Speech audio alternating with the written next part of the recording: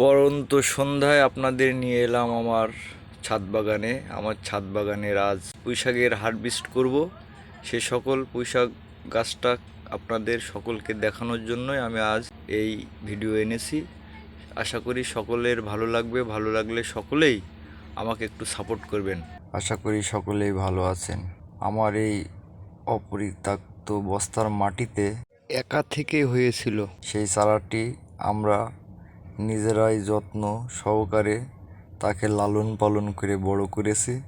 দেখুন সেই শাকগুলো আজকে আমরা হারভেস্ট করছি। সকলেই এমন ছাদ বাগানে যে কোনো বস্তার মাটিতে আপনি যদি এমন পুঁইশাক গাছ রোপণ করতে পারেন, অধিক ফল এবং ফুল আসবে এবং বাসার চাহিদা পূরণ হবে, ফ্যামিলির চাহিদা পূরণ হবে।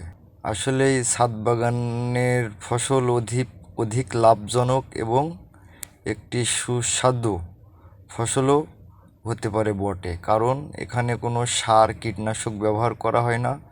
শুধুমাত্র বাসার বর্জ্য যেগুলো কুটাকাটনা ফেলা হয়, সেই ফেলানো বর্জ্য থেকে এই ছাদ বাগানের এই বস্তার মাটিতে দেওয়া হয় এবং সাধারণত জৈব মাটি সার এতটুকুই প্রয়োজন হয় এই গাছগুলার।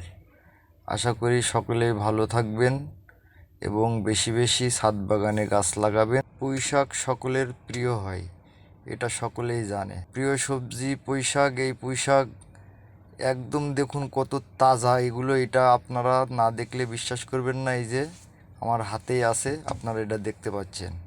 পুঁইশাক সকল মানুষের কাছেই প্রিয় হয়, এটা সকলেই জানে। ভিডিওটি ভালো লাগলে সকলেই আমাকে একটু সাপোর্ট করবেন ইনশাআল্লাহ। সকলকে ধন্যবাদ ইনশাআল্লাহ।